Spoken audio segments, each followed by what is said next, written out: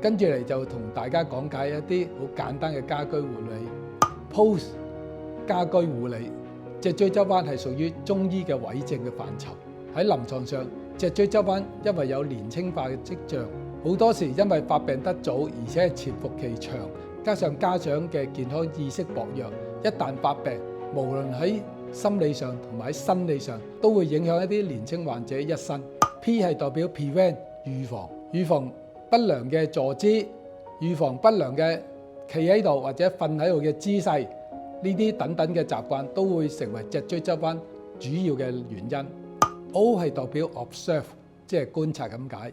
觀察乜嘢啊？觀察小朋友兩個膊頭係咪平衡啦？觀察小朋友嘅背部嘅左右嘅甲骨有個肌肉嘅厚薄。觀察小朋友嘅脊椎有冇彎起嚟，或者同埋個腰盤左右有冇平衡，有冇長短腳，同埋行路嘅姿勢等等，你都可以發現一啲蛛絲馬跡，及早發現。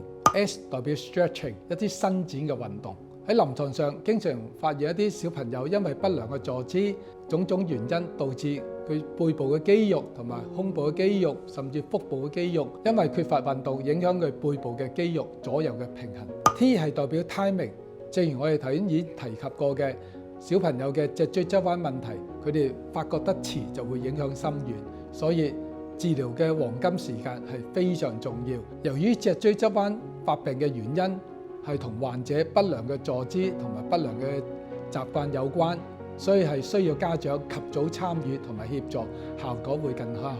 講咁耐，大家都好想知道點樣可以有啲適當嘅運動可以伸展下脊椎。而家就同大家分享下健脊操。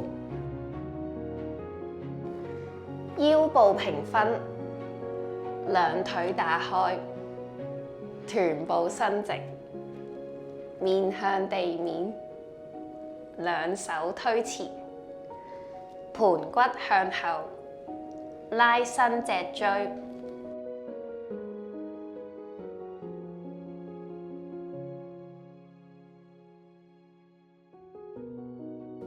重心向右，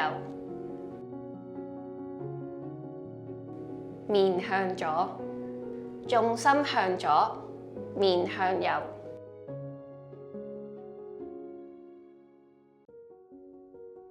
拉伸背部嘅肌肉同盤骨。